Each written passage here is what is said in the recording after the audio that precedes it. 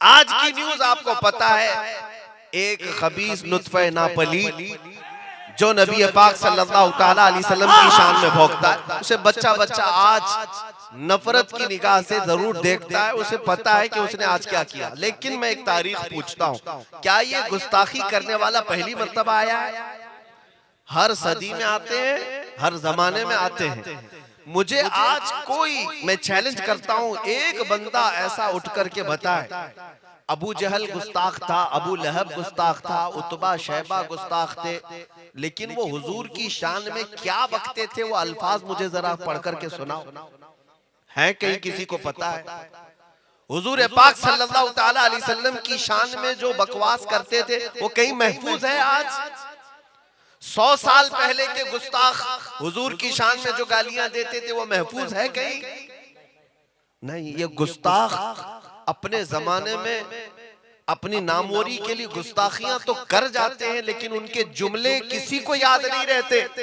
लेकिन 1400 साल पहले हसन बिन साबित ने जो हुजूर की बारगाह में अर्ज किया था वो आज तक महफूज है। सहाबी रसूल ने कहा था, व अहसनु मिनका लम तर क़त्तु ऐनी व अजमलु मिनका लम तलिद निसाओ। या रसूल अल्लाह, आपसे ज्यादा हसीन मेरी आंखों ने देखा ही नहीं, आपसे ज्यादा खूबसूरत, आपसे ज्यादा खूबसूरत किसी माँ ने जना ही नहीं। ये सहाबी ने जो कहा था, 14 सदियां गुजर गई, लेकिन आज भी हर एक को याद है। गुस्ताखियां याद नहीं रहेगी, हुजूर की तारीफ हमेशा बाकी रहेगी। इमाम शरफुद्दीन बूसीरी मिस्र के रहने वाले हैं, अस्कंदरिया के रहने वाले हैं। हिंदुस्तान वाले शायद ही कोई उनके मज़ार पाक पर जाते हों, बहुत कम, रेर, छोटी सी तादाद है। लेकिन इमाम शरफुद्दीन बूसीरी जो आज से तकरीबन 600-700 साल पहले के बुजुर्ग हैं, मुस्तफा करीम की बारगाह में अपने दिल की मोहब्बतों के साथ जो नजराना पेश किया था, हर गली में आज बच्चों को गुनगुनाते हुए सुन सकते हो। मौला या सल्ली व सल्लिम दाइमन अबदा अला हबीबिका खैरिल खल्क़ि कुल्लिहिम। ये किसे मालूम नहीं है? अरब में जाओगे तो भी सुनाई देगा, अमेरिका में जाओ तो सुनाई देगा, अफ्रीका में जाओ तो सुनाई देगा, हत्ता के हुजूर के रोजे पर जाओ, हुजूर के रोजे की जालियों के दरवाजे पर भी कसीदा बुर्दा का शेर आज भी लिखा हुआ पाओगे। ये है नबी की तारीफ करने वालों को अल्लाह जमीन पर हमेशा बाकी रखता है, और गुस्ताखी करने वाले मौसमी कीड़ों की तरह आते हैं। मौसम खत्म होते ही इन कीड़ों का वजूद न जमीन पर होता है, न उनकी औलाद में बाकी रहता है।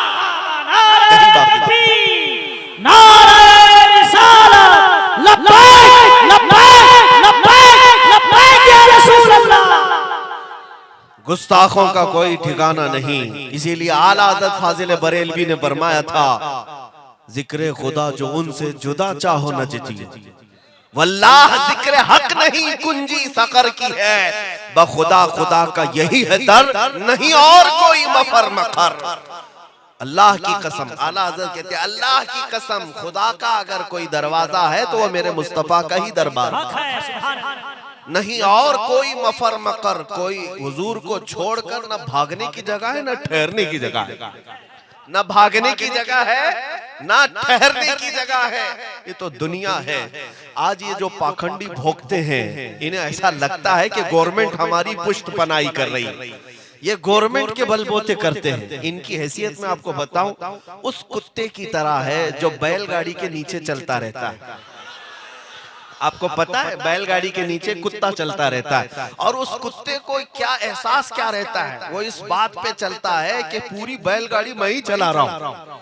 उसे ऐसा लगता है कि पूरी बैलगाड़ी मैं चला रहा हूँ। थोड़ी देर के बाद बैलगाड़ी जब आगे चल पड़ती है, तब उस कुत्ते को अकेलापन महसूस होता है कि मैं तो इस गाड़ी के नीचे भौंक रहा था। इन पाखंडियों का हाल यही है कि गवर्नमेंट जो आज बैठी हुई है, इनको ऐसा लगता है कि ये पूरी गवर्नमेंट यही भौंक भौंक के चला रहे हैं। थोड़े दिन की बात है, कुछ दिनों के बाद तुम्हें भी अंदाजा होगा, जब ये सारी चीजें गिर जाएंगी, इनके तख्त के नशे पलट जाएंगे, तो फिर मेरे अजीज आपसे मैं कहता हूँ इन खबीसों का न दुनिया में कोई देखने वाला होगा, कब्र और हश्र में तो अल्लाह ने अजाब रखा ही है। अनकरीब इनका अंजाम आप देखेंगे। भोंकने वालों का अंजाम दुनिया ने देखा है, बुरी मौत मारे जाएंगे। अब आता हूँ मैं नबी पाक की बात पर, लेकिन उन पर जिसने उंगली उठाई न नबी का मर्तबा कल कम हुआ था न आज कम हुआ है, बल्कि जिसने नामे मोहम्मद पर उंगली उठाई, कसम रब्बे जुल जलाल की, हर घर का बच्चा पैदा होता है तो हम नाम मोहम्मद ही रखते हैं, मोहम्मद ही रखते हैं। और हुजूर पाक की बारगाह में तो हम यूं ही कहते हैं, रहेगा यूं ही उनका चर्चा रहेगा, रहेगा यूं ही उनका चर्चा रहेगा। पड़े खाक हो जाएं जल जाने वाले, या रसूल अल्लाह तू घटाए से किसी के न घटा है न घटेगा, जब बढ़ाए तुझे अल्लाह ताला तेरा। इन जालिमों के भोंकने से न नबी की शान में कमी हुई है न कोई ऐब आ सका है। सूरज की तरफ मुंह करके थूकने वाला वो अपने मुंह पर थूकता है, अपनी गलाजत खुद बताता है, अपनी नापाकी खुद बताता है।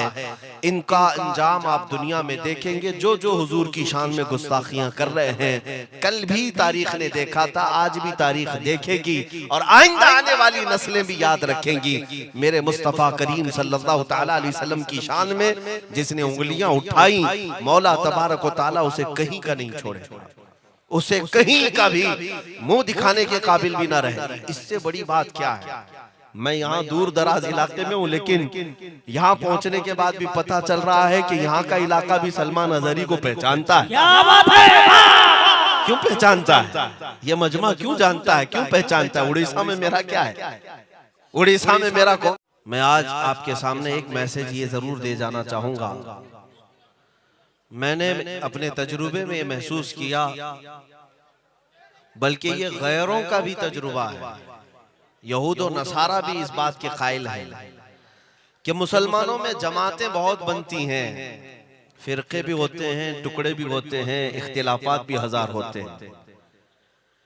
इनको कपड़े के नाम पर नहीं जमा किया जा सकता और ना इनको दाढ़ी के नाम पे जमा किया जा सकता है। सारी दुनिया ये जानती है, ये हजार टुकड़ों में बढ़ जाएं लेकिन नामे मोहम्मद पर जमा हो ही जाते हैं। ये रसूल पाक सल्लल्लाहु तआला अलैहि वसल्लम की मोहब्बत है। मैंने महसूस किया है, जितने भी लोग हैं रसूल का जो कलमा पढ़ते हैं, फिर जब हुजूर की बात आती है तो उन्हें एक परचम तले जमा हो ही जाना पड़ता है। ये नामूसे रिसालत का मसला आज इसलिए ज्यादा अहम है। उम्मत का इत्तेहाद, अहले सुन्नत व जमात का इत्तेहाद भी चाहते हो तो हुजूर की बात किया करो। नबी पाक सल्लल्लाहु तआला अलैहि वसल्लम के नाम में इतनी तासीर है कि बलाएं दूर होती हैं, शैतान भागता है। इसीलिए मैं बात अर्ज ये कर रहा था, हमने देखा है कि 100 साल गुजरने के बाद भी दूर दराज किसी भी इलाके में जाओ, हिंदुस्तान के चप्पे चप्पे में जाओ, सुन्नियों का अगर जलसा हो रहा हो तो आला हजरत का जरूर नाम आ जाता है। क्यों आता है आला हजरत का नाम? क्यों आता है आला हजरत का हर जलसे में नाम?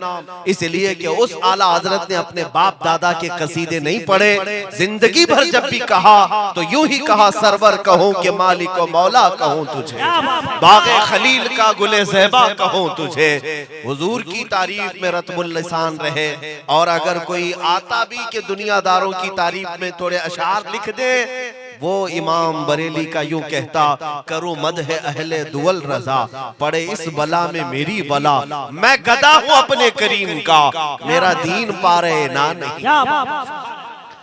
मेरे अजीजों, हमने ये महसूस किया, जिसने रसूल की तारीफ की, अल्लाह ताला उसकी मोहब्बत पूरी मखलूक के दिल में डालता है, पूरी मखलूक के दिल में उसकी मोहब्बत डालता है। नबी पाक सल्लल्लाहु तआला अलैहि वसल्लम के जिसने कसीदे पढ़े वो जिंदा है आज, और भौंकने वाले आए भी, मरे भी और चले भी गए, पता ही नहीं है। आज मैं आपसे कहता हूं, आज आपने हिंदुस्तान में कुछ पाखंडियों को भौंकते हुए सुना होगा, ये आप आज की न्यूज जानते हैं। तवज्जो।